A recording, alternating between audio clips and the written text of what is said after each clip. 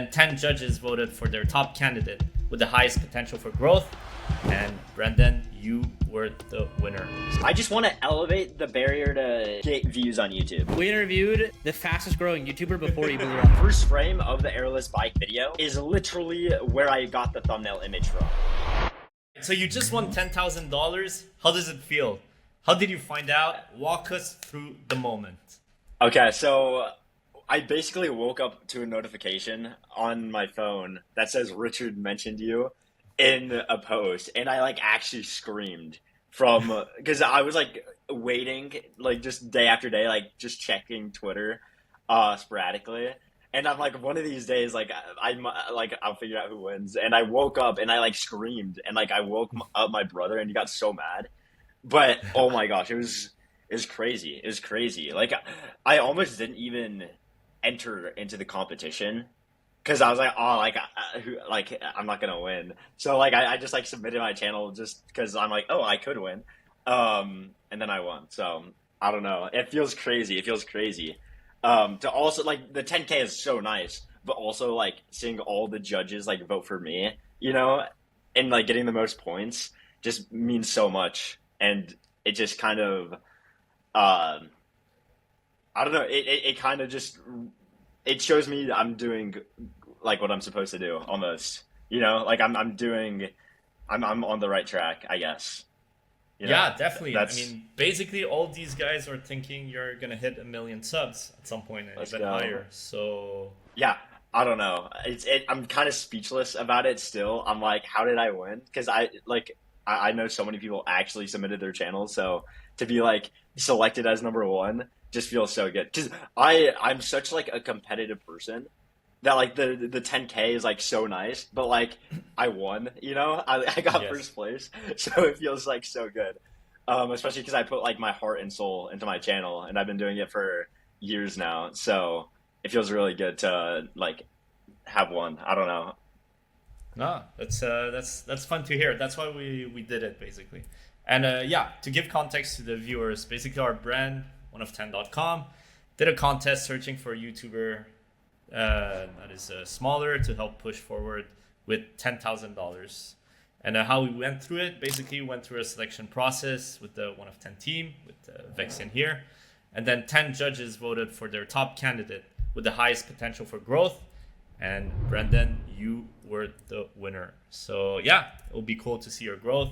And we'll help you as well in the next months on the strategy side. So it'll be fun. It's a fun channel. So yeah, now if we go back into your channel and see why did they vote all of that, we see here that you got your first 1 million views, right? It's like over 175x outlier, when normally you averaged around 5,000 views per video.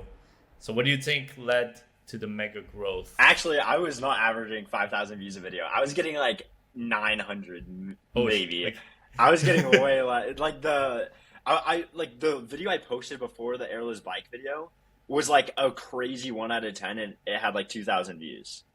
So like there were some videos that did well. Here, I can share my screen. Yeah, actually, yeah, if you could share what you just said, the past video as well. What was the inspiration? That'll be interesting. Yeah, so this is my analytics. So basically, I was getting, I mean, here we can go. This is the video that was like a crazy 1 out of 10 before the Airless Bike, and it had like 2,000 views. Like after almost like a month and a half, it had 2,000 views. So I was not averaging 5,000 views. But yeah, I can run you through how I came up with the Airless Bike idea. Essentially, I saw right when I saw these outlier videos of the Airless basketball, like last February, like over a year ago. And I never actually thought that they would like release it. So it was kind of like, I never thought about actually making a video about it, but like the word airless kind of stuck with me. So I did a lot of research, and I found this video from the Q, just like a tutorial making airless tires, and it had like 18 million views or something, which looking back now isn't like a crazy outlier for his channel. Like he has videos with 200 million views. Right. But I was like, okay, this is like doable. I'm not like like a builder, engineer, or some stuff or anything, but it's like a fun DIY project. I can like cut PVC pipe and put it together, which sparked the first airless bike video that I did, which was right here, which actually did really good for the channel. It got like 3,000 views after a few weeks, and then over time, it got like 5,000 views before the airless bike video. So it was like an outlier for my channel, and I'd never posted a bike video before. But I was like, I poured my heart and soul into this video, but like there wasn't an actual like payoff, and I kind of left the viewer not unsatisfied, but I left like an open-ended ending, I guess, so I can make a part two because I had fun making this video. And like making this video taught me a lot just about like storytelling, I guess, because I was super inspired by like how Nico Almilana does like documentary style of videos. So I didn't really have a plan for like the intro to this video. I had like directed by Brandon Voloch at the beginning, which is like bad for retention, I guess, but like people still enjoyed it. I mean, we can even look at the retention. The retention graph on this video is terrible. Oh, it's actually not that bad. But like it was like a cold open video. Like it could have been way better optimized to go viral, and I just like didn't really know back then. Because I had like just learned about outlier videos and didn't really know about making videos really. Even though like I had skills of editing, I didn't know like how to format a video to get good retention and make people watch and hooked and like make people actually care about the story and me as a character in the videos. So I took, and after that video, I had just signed up for 1 of 10, which is when we had our first strategy call together, basically. And basically, the biggest advice you gave to me, and I think it shifted the entire momentum of the channel, was to like niche down the content. Like the videos were so sporadic. Like these videos are like, I built an airless bike, or I built a bike with airless tires. I tried banned military exercises. How dangerous is a katana? I ran a marathon in 3D printed shoes. Like the videos were not targeted towards a specific audience by any means. It was just like making videos that I thought like would do well, kind of. So after the call with you, you're like, you got to niche down and like target a very specific audience with the potential of like getting more broad views, basically. So I took the next few months. The video I posted in September 9th. It was like my most like viewed video organically on YouTube. Like I had higher viewed videos before, but like they're not like browse features. Like this was primarily browse, basically. Before I had a video with like 10K views or something, but like it went viral on TikTok and it got like TikTok traffic. It wasn't like organic YouTube traffic, basically. So I took a few months off, not like off, but like I took a few months to strategize. Like, okay, what is my channel? What do I actually want to make? And like, what do I think like would do well? So I came up with a bunch of video ideas, basically. And I had already like started working on this video. I ran a marathon in the world's fastest shoes. And that wasn't really like the like target audience I was trying to get, but like I'd already put like so much work into the video and it was like done. And I knew like running marathons had done well on my channel. So I'm like, okay, here, I'm going to start this like new like series of content with like a video that I think will get like a lot of views, or like that I think would do well to get like the audience back, because it had been a few months before I had posted. So I posted this video. And I decided like, hey, I'm going to post every 2 weeks, be super consistent. After 5 videos, I'm going to have one video that pops. And after the fourth video is the airless bike video.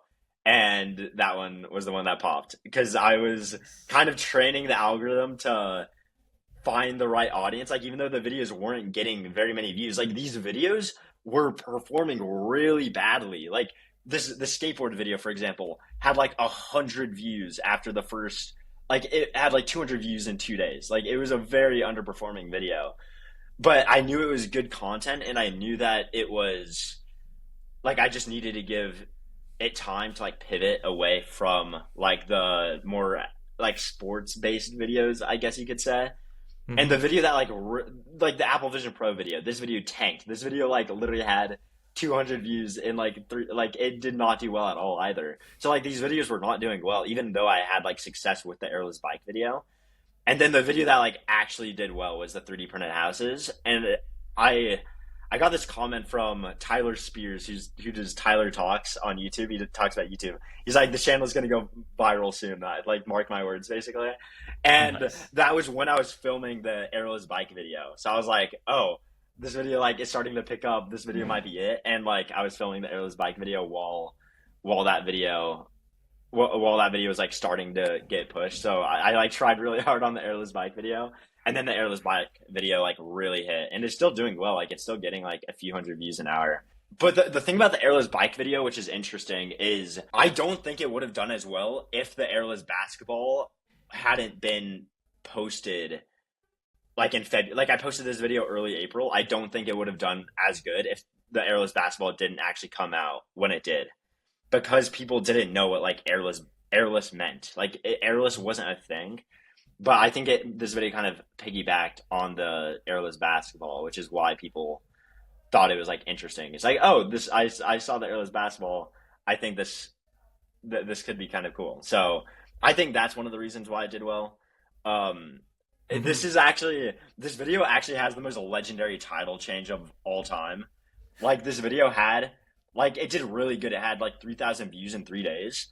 But once I changed the title is when it started to pick up. So the title was "This Futuristic Bike is Weird, ..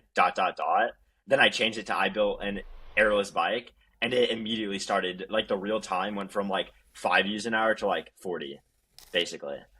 And it was oh shit. In like the same day, or It like the same, like after 3 hours of changing the title, nice. the real time changed from like 5 views an hour to like 40. And then it like just kept doubling and doubling and doubling and doubling. And then I think the video peaked at like 25,000 views in an hour or something stupid. Like something absolutely ridiculous. Like for 2 weeks, I was just like refreshing my YouTube studio. Not even like, just my mind is blown. Like my dreams are coming true. Like I've been doing YouTube for like 4.5 years. Like I hadn't gotten any form of like actual viewership on YouTube ever. So it was like kind of crazy. Like the most views I had ever gotten was like 12K views, I think, on a video or something, like less than that, 9,000 views on a video. So the fact this video got like After 4 years, after you kept 4 at years, it. yeah. You kept at it. You were consistent. You kept uploading. Yeah, I guess I just never quit. That's the thing is, I actually have a really interesting story. Is I started YouTube to make like workout videos. Like I was like making bodybuilding videos, and I'm not like a bodybuilder. I just like staying fit, and like I like going to the gym and stuff. And I have a very addictive personality. So when I like get into something, I'm like I dedicate my entire life to it. Like when I was like a kid, like 14 or something, I was like obsessed with like Rubik's cubes. All I would do is like solve Rubik's cubes. When I was like 16, all I would do is go to the gym. So I made videos about going to the gym. And now What's I'm your like record, Rubik's cube? Oh, it's like under 10 seconds. Oh, it's like okay.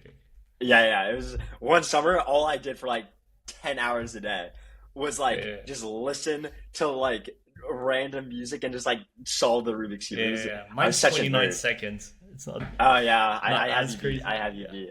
But yeah. But my point is that like I have a very addictive personality, which is like a good and bad thing, because now my love and my addiction isn't for like bodybuilding or anything. It's like YouTube. Like I just want to like learn and do YouTube and like edit and just create video ideas and like think of an idea and then actually like execute it, you know? That to me is like the most addictive thing ever. And I thought that was addictive without getting any views at all. I was getting 200 views and I was still addicted to the craft. And now I am getting positive feedback from like in terms of views and comment. Like I literally respond to every single comment because it's just like so addicting to like have someone, a random person that I've never met, just like watch a video that I made on the internet and they took the time out of their day to like comment on my video. So I'm like, okay, I have to comment back, you know? Nice. So I try to respond to every single comment, and now I'm getting like positive feedback in terms of views, but I don't even think of like views as like a good or bad video. Like I really think I 3D printed chocolate. I think that video was like arguably better than the Airless Bike video. It's like algorithmically better in terms of like it's a longer video. It's got like more niche data. Like the outlier I pulled for, I was like basing it off of had like 7 million views, opposed to like the Airless Bike video was like an outlier on my channel, and it wasn't like a crazy outlier score for the Q either.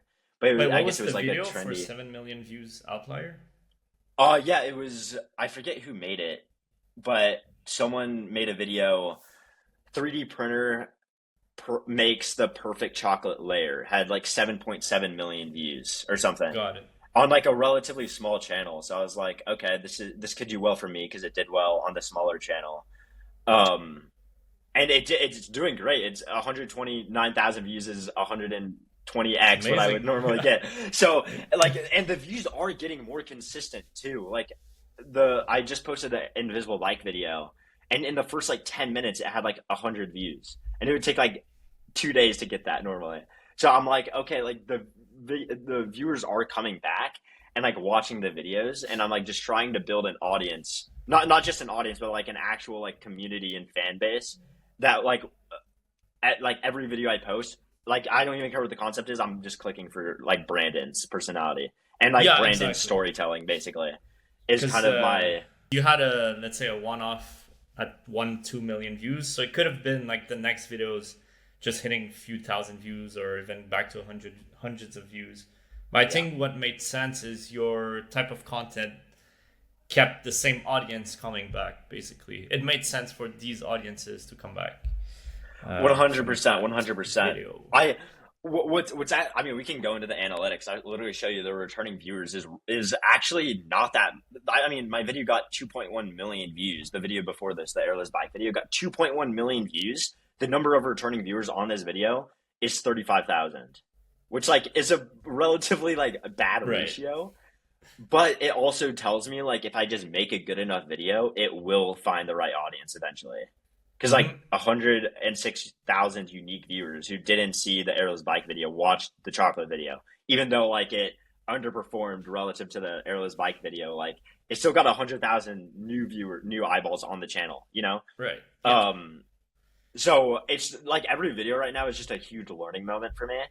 Like it kind of like makes me just less nervous about how a video will do if I just make a good enough video. Like if I pour my entire life for a month straight into a video, all I'm thinking about is this video. I'm editing for 2 weeks. I'm filming for 2 weeks. Like, and not even like editing like 4 hours. It's like editing 10 hours a day for 2 weeks straight. And the last like 5 days is like all day, you know, it just consumes my life. If I put that much effort into a video, like the audience is going to enjoy it no matter what. Like they're going to see the effort that you put in and be like, oh my gosh, like no one else is putting this much effort into a video. Even if I'm not spending like hundreds of thousands of dollars like Mr. Beast or like going to like crazy, like, I don't know.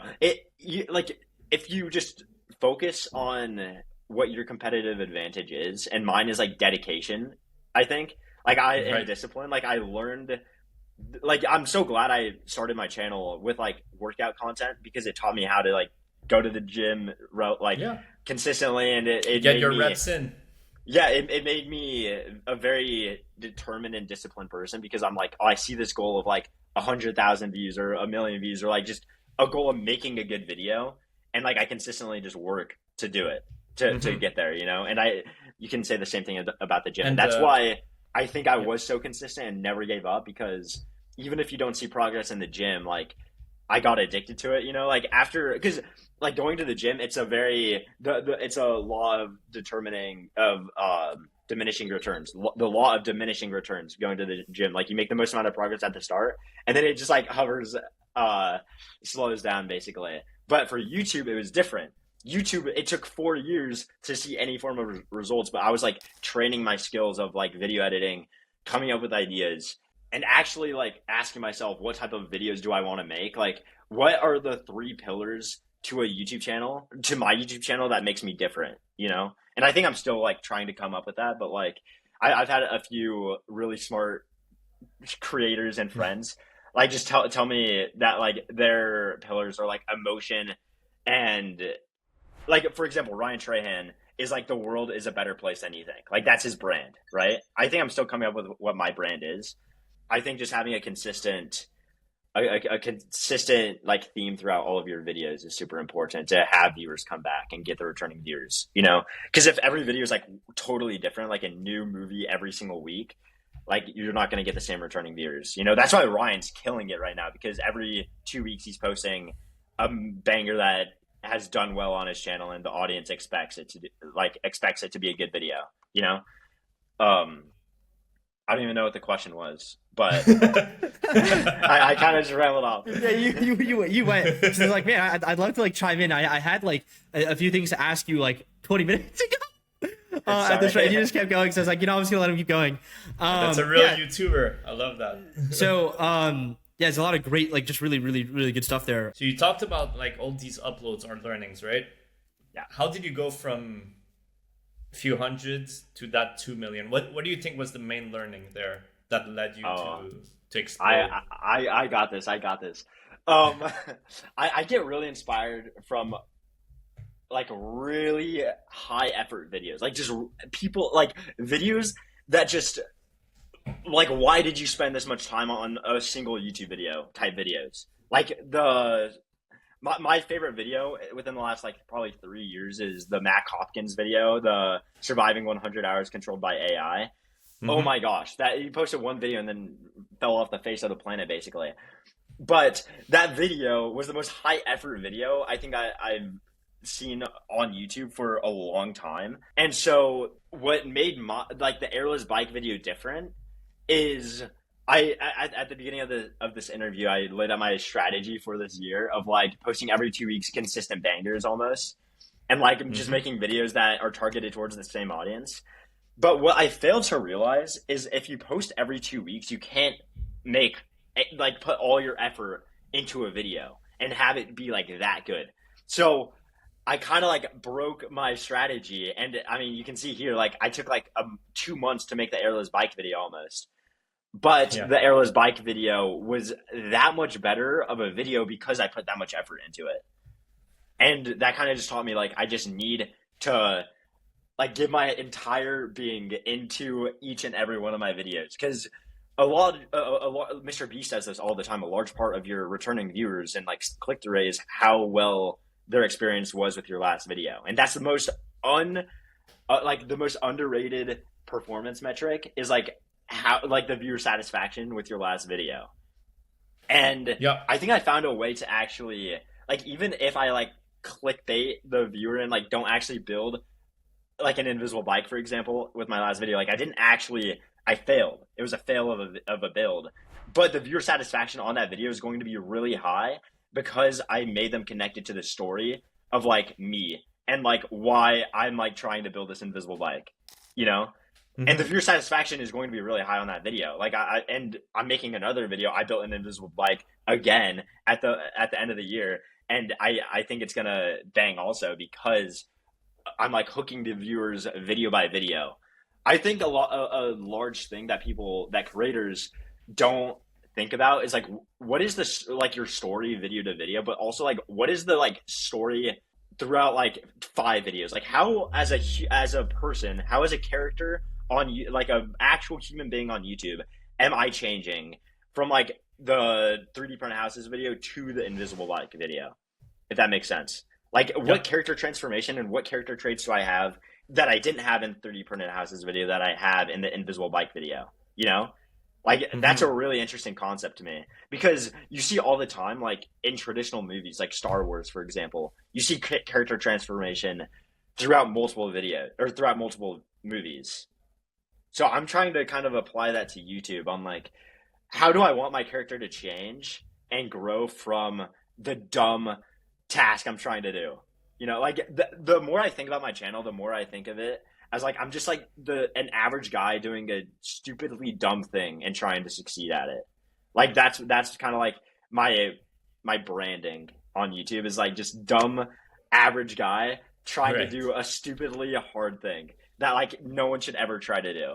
Like, why would anyone try to present 3D printed chocolate to like a shark, like as a Shark Tank bit? Like, it doesn't make sense, but like I'm gonna do it because like it's fun and I've always wanted to like be on Shark Tank, and like I can kind of like live out like a childhood dream of like being on Shark Tank and like make it into my own video, you know? But yeah, so one thing that you said that was pretty good was that you kind of hacked the YouTube algorithm to put your content in front of the right audience. And I thought that was really interesting because you had kind of like the anthology of your channel. You had some success with like the running videos, right? I ran a marathon in 3D printed shoes, right? And that was obviously an example from, I want to say, not Tyler Oliveira, but there's a guy who's done that before, like running a marathon in Crocs and things like that, that has like done really well. Oh yeah, Isaiah Photo, exactly. Yeah. So yeah. I'm assuming that's like the inspiration from it, from like 100%. What I remember. I ran a marathon in 3D printed shoes. It's like really great. It's kind of like a good alteration on that. But like unknowingly or knowingly, like you started the 3D printing bucket on your channel, which is like a viral vector in yourself where you're bringing that up. So like not only are you talking about like, you know, targeting the YouTube algorithm in a very specific way to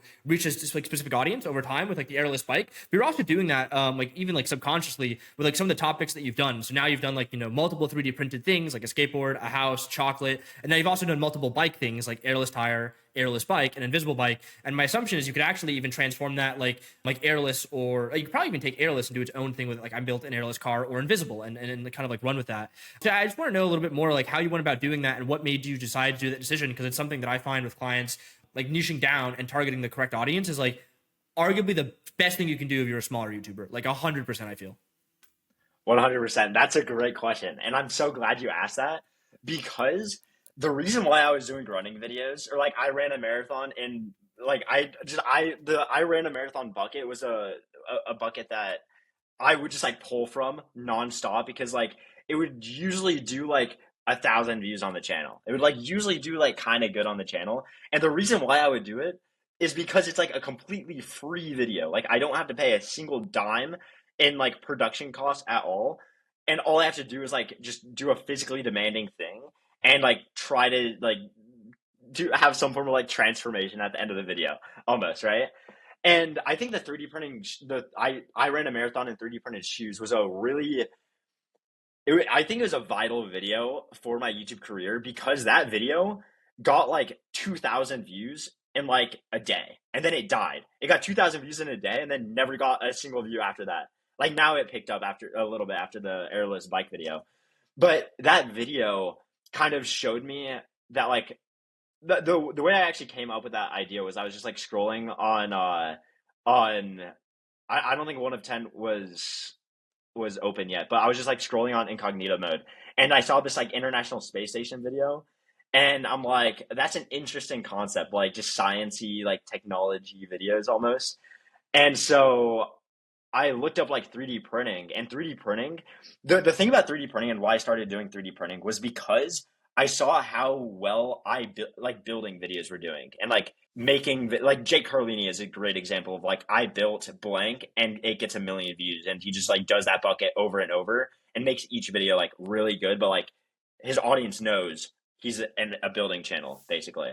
So I saw like a 3D printing is kind of like a building, a relatively easy thing that I might be able to do. So I experimented it with the 3D printing, the 3D printed shoes, which like is like a $200 pair of shoes, and that's all I had to do pay for the video. And it's like, oh, perfect. And so I saw that video hit. I'm like, okay, what other like what other videos can I make that could target the like 3D printed shoes community? And that's how I found the airless tire, like building the airless tire, and then that's what started the like building series, I guess, if that makes sense. So I'm actually, it's really funny that you did the 3D printing as an adjacent to the I built, which I think is really smart because it kind of gives you a unique value proposition and a moat. But outside of that, 3D printing is kind of a, like what I would classify as a viral vector, or as what Mr. Beast team would call interest markets.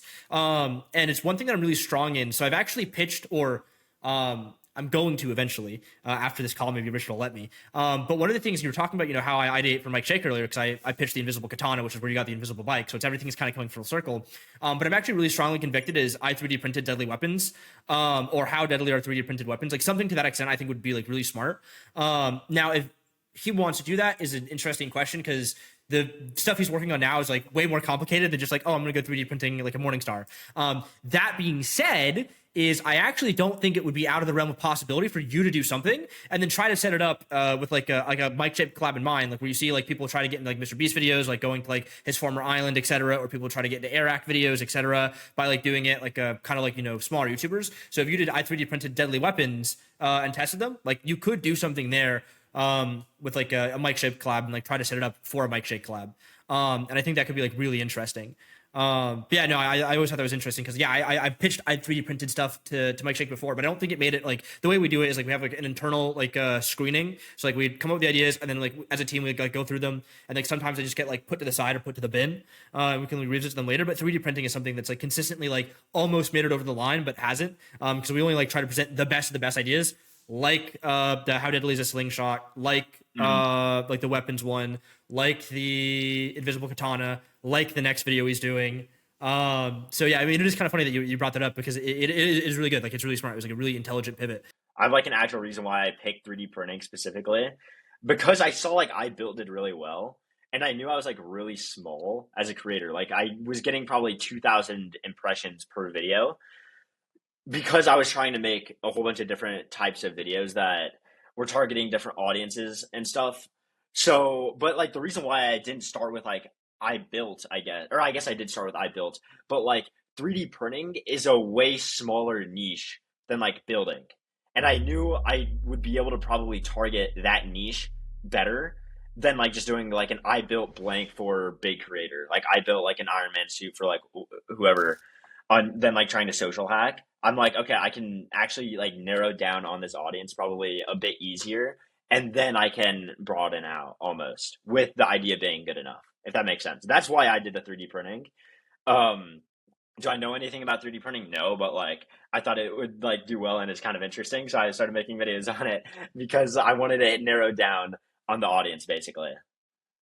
Yeah, I mean, I think that's really smart. I mean, that's what I call like viewer profile targeting, and it's like, you know, I've alluded to it before on Twitter, and it was also like a cornerstone strategy for my my Faceless channel that I run, and it's like really strong and it's like really overlooked. Where like everyone like wants views, but like the views and like the values and like the niches, right?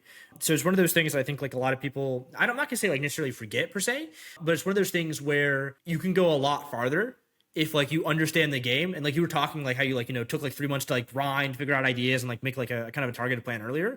And I think like, you know, when you executed that, like it definitely like shows, and it's one of those things you can keep building on now. As like, I'm not gonna say you're gonna become known as like the 3D printing guy, but it's like it helps your brand in the long term where people have those positive associations with those videos for like that viewer satisfaction you were talking about earlier. Which leads me into like the second thing is like you have like a few unintentional buckets developing on your channel.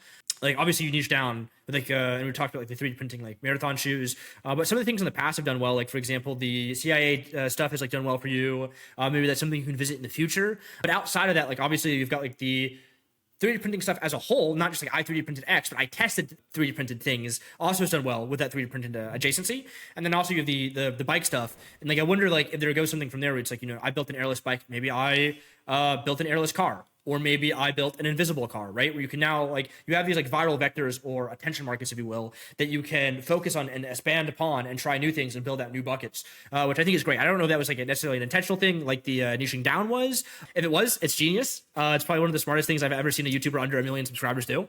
If not, it's also genius. Keep doing it. No, it definitely was intentional. Like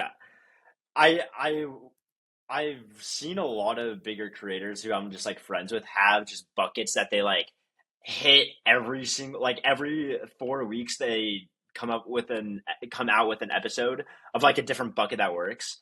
And I actually here I have the book. Wait 1 sec. This is the YouTube formula book from Daryl Eves. If you haven't read this book, you're missing out on a lot of just smart ways to go about running a YouTube channel, and not even like blowing up a YouTube channel, but like continuously building momentum on a YouTube channel. Because in that book, he actually talks about buckets, and I read that probably like 3 years ago. But I didn't really realize how important it actually was. But yeah, the plan was to come up with 3 to 4 different buckets that actually work, and then just like recycle the buckets until one of them feels like almost too washed, like rinsed out, and then like come up with a new bucket almost. and then just keep doing that. Like, I mean, you see that with like Ryan Trahan, for example. Like, he was the overnight in blank place, or I survived Oh blank. yeah. Now he's not even doing I survived or overnight, but he's still making the same content. He's doing I stayed instead of overnight, you know? I think Ryan Trahan's a really great shout for that. Another really good one that'll end up being it, and I'll bet money on it, is a guy named Hang Time. Oh, I love Hang yeah. Time. I love Hang Yeah, Time. Hang Time is great. I've had a few calls with him just like over the phone, because I think his stuff is like super fucking cool. I think Hang Time will be like at 10 million subs one day. Like, if I had to like bet, I'd be like, he's a creator I could comfortably be like, he'll be at 10 million subs in 10 years or less. So like, he has the same thing where he has like these buckets that hit. And I mean, I think like you're probably in the infancy stage of that, where like, you know, like you were talking about Ryan Trahan, how he's like overnight, 24 hours in, I survived. And obviously now he's like doing the 5-star stuff, and he's doing like some other things as well, like 1-star things. And I'm sure he'll like, you know, develop some other stuff in the future. It's like, you know, you're at that point where it's like, you know, you're doing that, and then eventually like you'll pivot out of it, and then you pivot out of it again.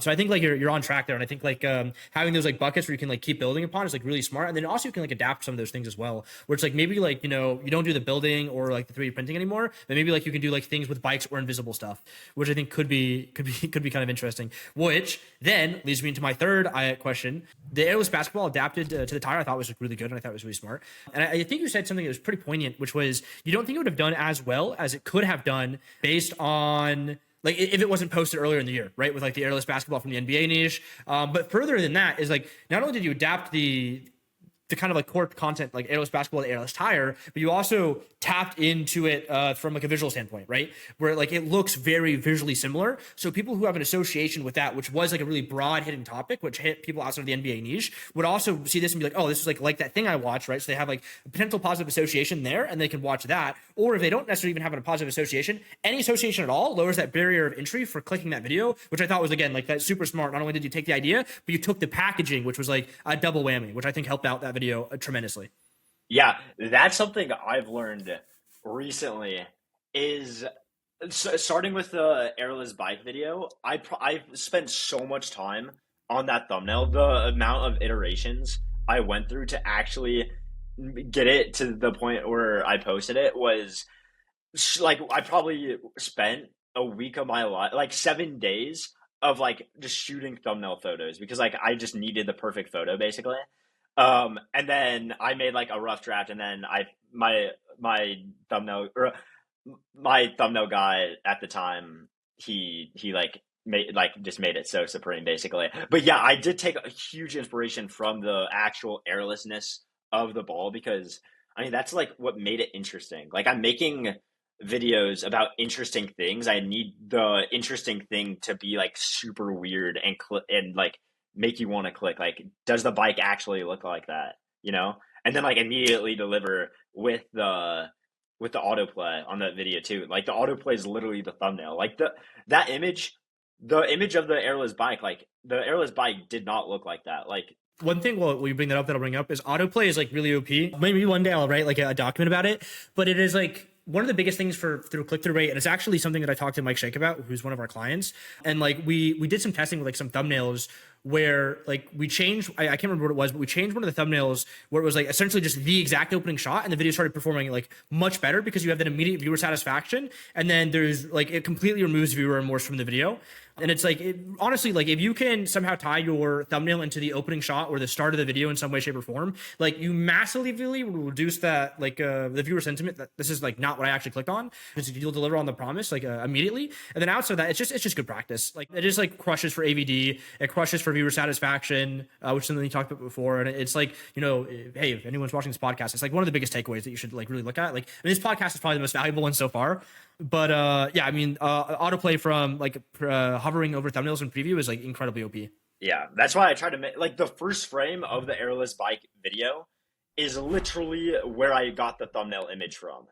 So this was basically the first thumbnail I had made. It was going to be titled "Bike versus Nails" or something, or like I tested Airless tires or something like that, where it's like a bunch of nails, tire, and then like text, which like did not look that great at all. Oh my gosh, that's crazy.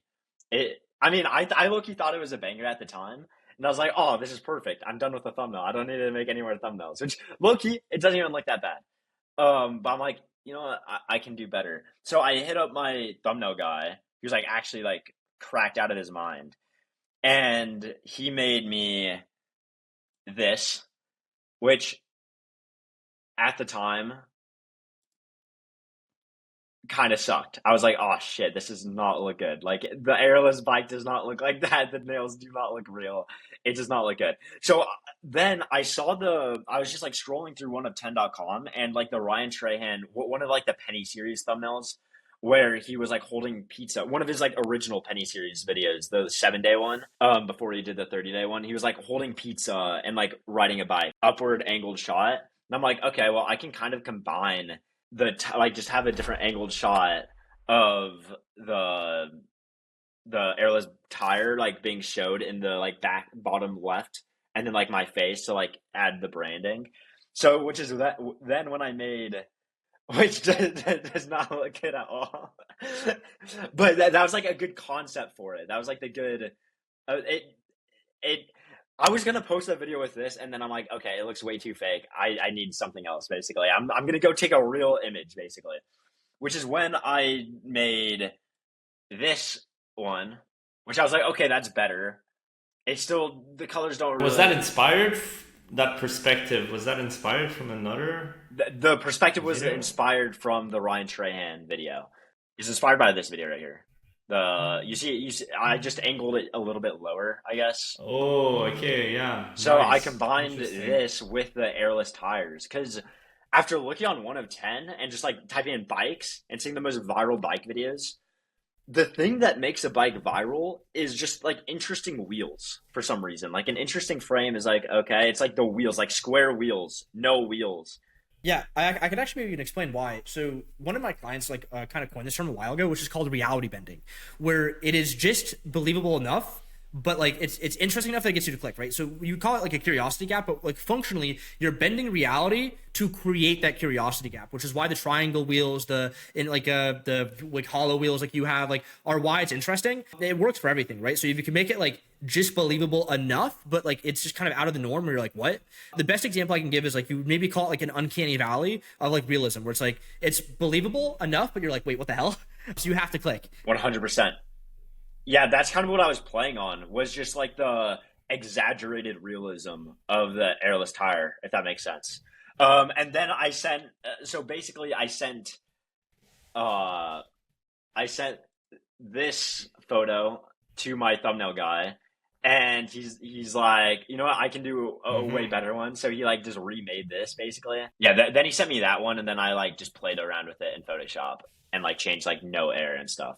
So that's kind of like the progression. It started with like a no face because people don't know who I am. So I'm like, oh, I'll just like make sure they click for the airless tire. Then I'm like, no, I should have my face in it. And then he came out with this. And I'm like, oh, perfect. Looks great. When I saw the thumbnail for the first time that you sent me, I was like, this video is going viral. This video is so good. That's also what I say about every video. And none of my like 80 videos had gone viral. You did it. But you eventually got it. Yeah, I'm like, this one has a chance. This one has a chance. The thing is, what's actually really interesting about this thumbnail is I got a lot of criticism on it. Like a lot of people did not like it. They're like, yeah, I feel like the video could be packaged better. Like it's just like not that interesting of a thumbnail. But I'm like, you know what? I stuck with my gut and I posted it, and it popped off. So I don't know. So the thumbnail alone was like way more stressful than the actual video. Like the actual video was like so fun to film and stuff, but actually like packaging the video, because it's so abundantly important to have good, like a mega banger thumbnail, I was like stressed out of my mind. And so I'm so happy with how it turned out and stuff. So, and now I've got like the like thumbnail format that like has worked, and now I can like build off of it with future videos, which is good. Like even the chocolate video was like very inspired from this thumbnail. From the like this thumbnail is like just blue sky, very vibrant, like holding something out, you know, with like a not real versus like no air. Like it's very like similar. I don't think it's as good at packaging, but what's really OP about that one actually is that you can tap into social hacking with the Feastables thing. It's actually really funny enough. So I told you this client was off the record, so I won't say it on because I'm not too sure I won't talk about that client publicly until we've worked with them for a few months. But they're doing a very similar video right now where I'm like, you should change that packaging to Prime. It has to do with like it's like fitness adjacent, and I'm like, you should do Prime, not what you have now, because Prime is infinitely more recognizable. Again, we call it viral vectors, or in this case, interest markets, as the Mr. Beast teams call it, which is like how known is that thing. So Feastable's super known, obviously. Mr. Beast is the biggest YouTuber, and it's probably for YouTube viewers more known than like a Hershey's chocolate bar or like a Reese's, for example. So yeah, I thought that was actually like really smart by you and something I liked. If you had to give an advice to yourself 1 year ago, now that you know what you know to blow up 2 million views plus videos, and now I think you're gonna start averaging 100K views per video. What's minimum? What do you think is the thing that switched? The main thing?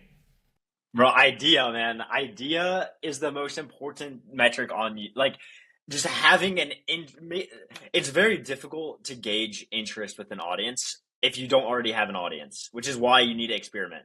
Which is why it was good that I was making like very different videos in the past. Like every video was just like something I was interested in it. Because then once I got the audience, I'm like, okay, who is this audience? Like, what do they actually care about? Like, what do they actually care about? But I mean, idea is everything. Like, if you don't have a good idea, no one's going to click on your video. No one's going to care. You also, something really interesting though, you need to pick ideas where the story of the video is going to be good enough. Like the Airless Bike, like the story was, I have to build this bike in Act 1. Then at the end of the video, I'm going to like race in it to see if it like makes me faster or something like that. Like the story is good. You can't have like, you can come up with like crazy like good ideas, but if you can't make like a 20-minute long video about the idea, I don't even think about doing it. That's a great answer. And also having a process to eliminate ideas is a really, really important thing, because like I can have 100 ideas, and like I'm excited about all 100, but like if it's something I want to make versus like what will do better, I'm going to do the one, I'm going to like make the video that does better, but like do it in a way that I want to do it. You know, like you can always like make a video that like about a topic that like you aren't like necessarily super interested in, but like you can find purpose in making the video. Be like, not because it will get more views, but because it's harder to like find the little like intricacies in the story and like have them come through to fruition. Like the 3D printed chocolate, like I don't know a lot about this idea, but I'm able to make a 30-minute long video on it because I brought in experts. I had like my friend fly into the video, and I was doing this whole like lead up to a bigger thing, you know? So like making videos that like you don't know 100% about can still like turn into like good videos. And to find good ideas, you can go on oneof10.com. Yes, oneof10.com is where I spend. And you can click below. I spend all my time on oneof10.com. Whenever I'm not like filming or editing, I'm like only scrolling on one of 10. Okay, rapid fire question time. Try to answer these as fast as possible. Okay, starting off with, what is your plan with the $10,000? The number one thing that you're going to do with it? Spend it all on building the second invisible bike. Oh, wow. Okay, that's crazy. I did not expect that answer. I would maybe kind of encourage you not to do that, and we can talk about that after the call. Okay, next up, who is the number one YouTuber that you would love to collab with today? Mike Shake. That's a good one. That's a great one. We can see if we can make that one happen. Who is your biggest inspiration or inspirations that got you into YouTube, that inspired you? My biggest YouTube inspiration is Balin Levine. He's like a prank channel, but I love him so much. Oh, he's got like 4 million subs. He's my biggest YouTube inspiration. My biggest like outside of YouTube inspiration to just like become like successful in like business is like Elon Musk, I'd say. Next up, we have walk us through a day in your life. What do you do when you first wake up to when you go to bed? Just run it down. Okay, I wake up, I brew coffee, drink like 10 cups of coffee, and then do it depends like where I am in like the video cycle, but like if I'm thinking of ideas or like I'm about to film, I'll sit down and write up what I think the video will look like, and then I'll go to the gym. Then I'll probably call with some creators, some YouTubers and stuff, talk for like 3 hours on the phone just about like what we're working on and stuff. And then work on thumbnails. I'm trying to make my thumbnails myself now, so work on thumbnails, and then if I'm editing, it's like I wake up, I edit, and then I sleep. Like I don't do anything if I'm editing. But yeah, that it's literally just YouTube, and then Okay. like I don't have friends besides like Yep. YouTubers. Yep. No, I get that. I'm right there with you. Okay, next up, this is my final question, and I'll let Richard take the last one. If you could invest into 3 YouTubers right now, any size, who would you invest into and why? You can include yourself. Oh, okay. Yeah, I'm investing into myself 3 times. Yeah. Oh, that's No, I'm a great joking. No, I mean, yeah, I would put all my marbles that I will have 10 million subs in like 5 years. That sounded like really like narcissistical. Like No, you gotta follow that. I just do think I make the best videos on the platform, and I only okay. Mr. Beast has everyone beat. Let's be honest, but like for a single person making videos with no team, like I think I make the best videos on YouTube. And yeah, what's your dream? I'm living it, like just to do YouTube. Like I don't know what it is about YouTube. I just like itch to do YouTube. Like if I'm talking about anything besides YouTube with anyone, I want to like I'm sorry, I just don't care about the conversation. I just want to like talk about video ideas. And like the outlier I found earlier or something. Like, bro, look at this outlier I found it. Like let's say in the next 5 years, 10 years, what's the goal for the YouTube channel? Make as consistently good videos as consistently as possible. Like just consistently make mega banger videos. Like it's not really like metrics based. It's just I just want to elevate the barrier to get views on YouTube. Too many people are making like it's very rare I see people like YouTubers with a good sized audience make good videos that like are actually meaningful. You know, and it doesn't need to be like, oh yeah, when I was a kid, like I wanted to do this, and you know, it can be like a random story, but like if it's like good enough and like makes me care about like whatever, like if I just feel some form of emotional transformation, that's like how YouTube needs to feel for me, right? And I just like don't see that, so I want to like elevate the barrier to entry in like making good videos, like be like I just be held as like the S tier standard of YouTube, I guess, is kind of my goal. I love it. So that will be the goal, to interview you back in the next year or 2, and you're at the Let's S go. tier, and it'll be cool to see your progress here from yeah, from bro. today. Wait, no, that's like a good title, like the like an S tier YouTuber or something. Like that's funny. We interviewed You got this. the fastest growing YouTuber before he blew up. Done. Let's go, Banger. Brendan. You got this. Banger. We believe in you. Well, thanks, Brendan, for joining us today on this podcast. Thanks, Vex, for the questions. And guys, don't forget to check out this other interview. And yeah, let's interview this again in the next year. Cool. Thank you. Appreciate it.